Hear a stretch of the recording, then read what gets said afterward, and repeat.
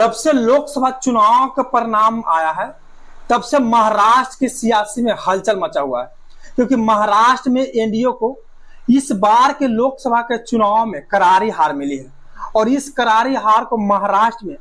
NDA के तमाम पार्टियां सहन नहीं कर पा रही है और एक दूसरे पार्टी पर हार का ढिकरा फोड़ रहे हैं। एनसीपी प्रमुख शरद पवार ने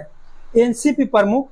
अजित पवार ने बीजेपी नेताओं को वार्निंग देते हुए कहा है कि अगर बीजेपी हमारी पार्टी के नेताओं और विधायकों को तोड़ने की कोशिश किया तो हम एनडीए से अलग हो जाएंगे।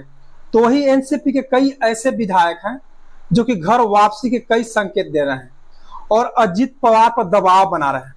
अजित पवार के चाचा शरद पवार ने कहा है कि अगर अजित पवार हमारी पार्टी में आते हैं तो वापसी हम ले लेंगे, लेकिन और कुछ विधायक और नेताओं को शरद पवार ने कहा है कि अगर अजित पवार हमारी पार्टी में आते हैं तो हम वापसी ले लेंगे और कुछ विधायकों और नेताओं को ले लेंगे, लेकिन कुछ विधायक और नेताओं ने पार्टी को क्षतिग्रस्त किया है और अजित पवार को ब्रेन वॉश करके एनसीपी तोड़कर एनडीए से हाथ मिलाने का भरपूर कोशिश किया है। उन विधायकों और नेताओं को हमारी पार्टी कभी एक्सेप्ट नहीं करेगी। शरद पवार का बयान ऐसे समय पर आया है जब महाराष्ट्र में कुछ ही महीना बाद विधानसभा का चुनाव होने वाला है और अगर एनसीपी अजित पवार घर वापसी करते हैं तो एनडीए से टूटकर अपने चाचा शरद पवार के साथ चले जाते हैं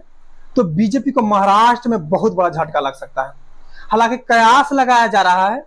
और बड़े बड़े राजनीतिक पंडितों का कहना है कि जिस तरह से अजित पवार और चाचा शरद पवार का मुलाकात बंद कमरे में हो रहा है तो महाराष्ट्र में विधानसभा के चुनाव से पहले एनडीए गठबंधन टूटने के संकेत साफ झलक रहा है। इस तरह से कई राजनीतिक विशेषज्ञों का कहना है। हालांकि अभी तक ऐसी कोई संकेत नहीं।